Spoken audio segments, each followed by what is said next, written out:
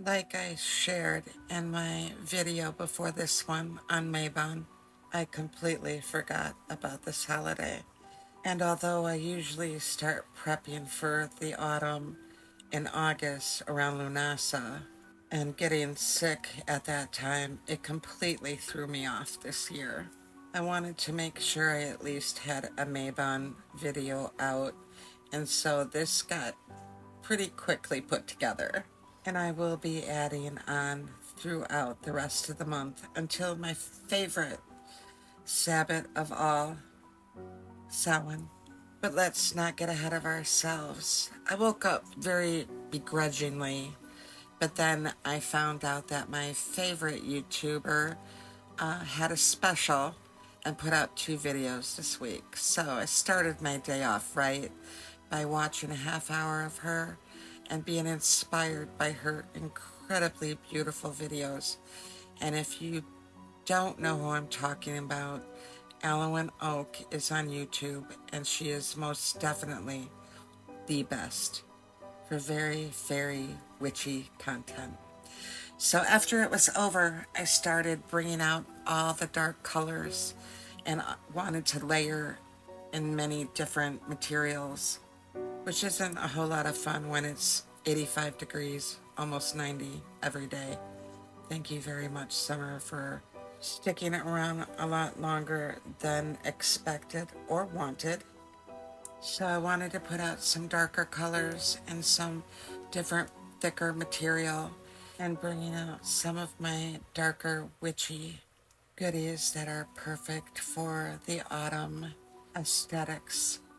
Because I'm a single mom, I have to take a lot of my scarves that I usually wear in the winter and I use them during the fall to lay out as covers for my furniture. I have 2 altars, and this one here is usually my prayer altar.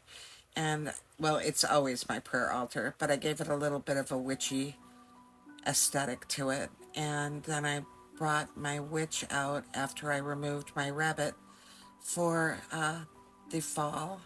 He's hiding now underneath my brand new print that my son got me for my 8-year sobriety from one of my favorite artists on TikTok. No, not one of my favorites. He is my favorite.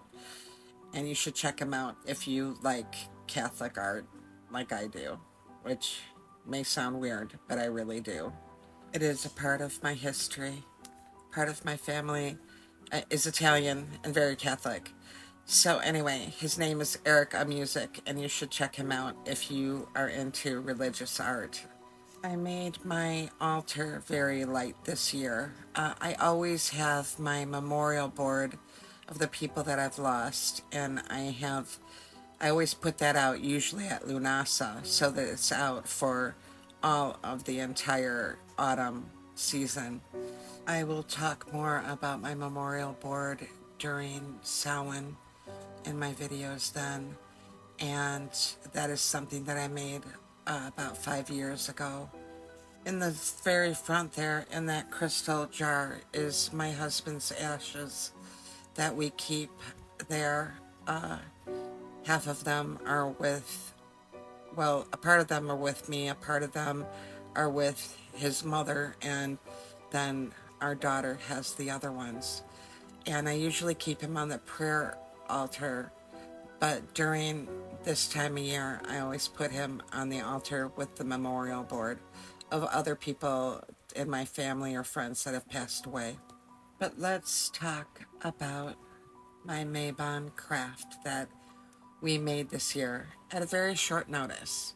It all began when a client of mine had shared something very simple but absolutely adorable that she had bought from one of the shops that she goes to.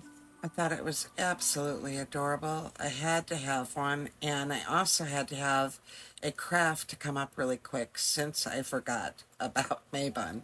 So I had the twigs, and I had charms, and I had everything except the bristles to the brush. So I called my sponsor, and she went on the hunt. And let me tell you, It was a terrible hunt. They don't have any bristles. They don't even have cinnamon brooms out by us right now. So, last minute, she got to the store and picked up whatever she could. And this was what she came back with. And it was perfect. I mean, it wasn't what I wanted to make that broom, but it was enough to make a little cute miniature broom. And so she went shopping right before she came over and had all of these different things to choose from. And I just wanted something very simple. I wanted it to be simple, just like the broom that my client had showed me. And then Laura had made me something for my birthday and had it at her house for my birthday party. And everybody gave her a hard time because of what it looks like.